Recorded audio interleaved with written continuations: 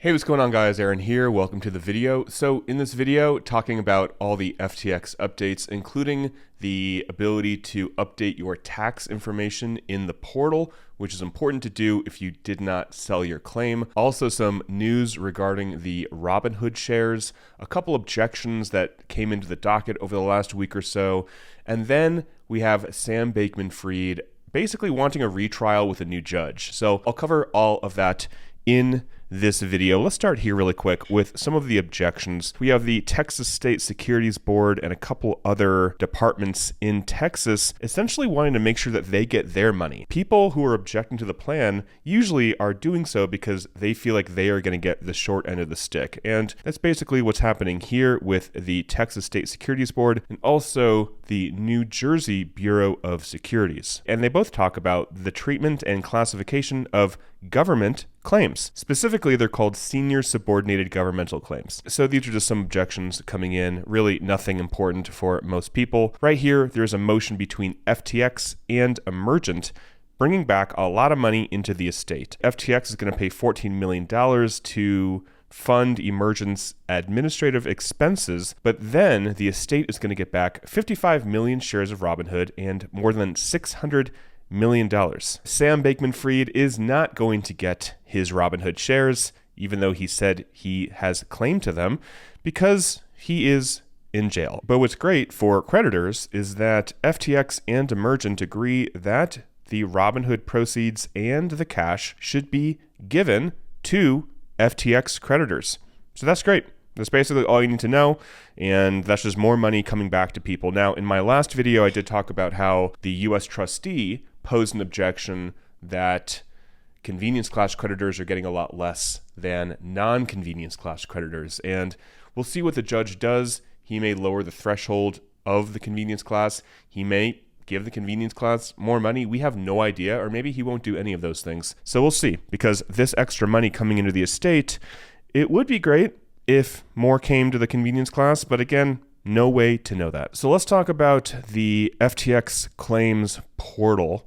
And a few days ago, Step 7 became live. Distributions tax requirements. So I don't have an account. I can't actually do this, but essentially you will log into the platform if you have not already done this, create an account, and then you can go ahead and complete Step 7. So if you're not in the United States, you'll fill out this form, I believe, this W-8Ben. Could be wrong, just what I've been reading here.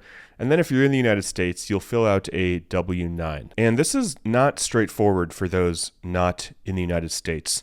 There is something in the W-8 about an FTIN, I believe, F-T-I-N, and I believe that relates to what country you are in. And on this form, it looks like there is some information about the tax treaty benefits. And I gotta say, I am obviously not a tax professional, and this is pretty confusing. I'm not gonna lie. This is pretty confusing. Some people are like, what happens if I do it wrong? What does that mean? And the problem is nobody really knows here. And that brings me to FTX creditor for two reasons. The first is that they are stopping the purchase of convenience class claims today, the 18th.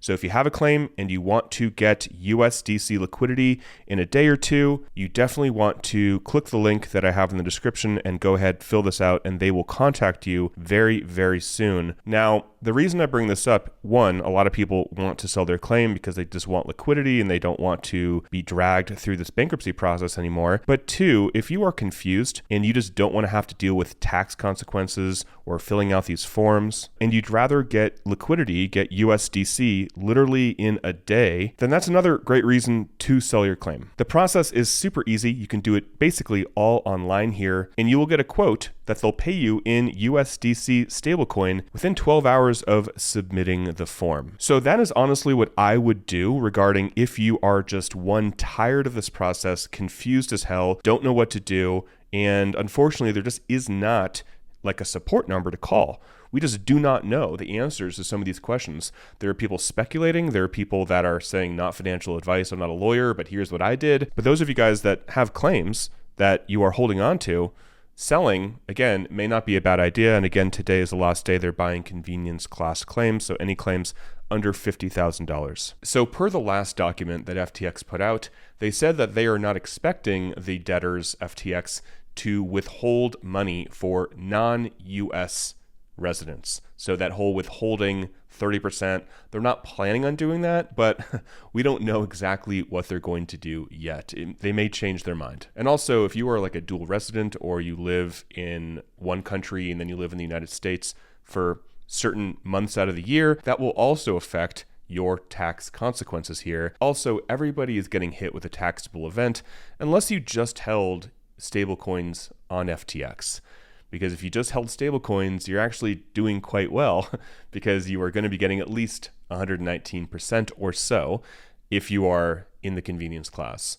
But everybody else is getting a forced liquidation. Basically, they are selling your crypto and they are giving you cash for it. So you will be hit with tax consequences for next year. So let's talk about Sam Bankman-Fried appealing his fraud charges, asking for a mistrial, and wanting a new judge to basically look at this case again. So they bring up some issues with the first trial, like the witnesses that came into the case, what they said, how that could have swayed people's sentiment on how much money they lost, the idea that Sam wasn't able to share how much money he actually made with the Anthropic investment. It was all about just how much money he lost. Also, that the judge allowed the prosecutors to depose Sam the night before his testimony, saying that that is an issue there. And also Sam said that he wasn't able to testify on certain issues like the terms of service, the agreement between FTX and Alameda, and he was just able to testify for like the auto delete feature. So again, just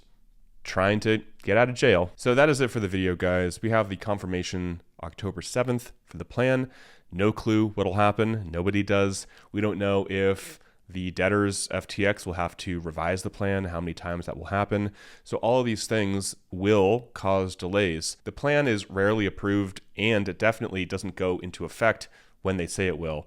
At least with Celsius, it was heavily delayed. So we'll see what happens. My guess is convenience class creditors will get their money Q1 of next year, and creditors with claims above $50,000, we have no idea how long that'll take for people to get their first distribution, how much that'll be, and also subsequent distributions. We really have no idea. So again, if you're holding onto a claim and you just want to get out of this mess, get USDC in 1 to 2 days and move on with your life entirely, whether you just need the money or you don't know how to fill out the tax forms or you're tired of watching my videos. I'll include the link to FTX creditor below.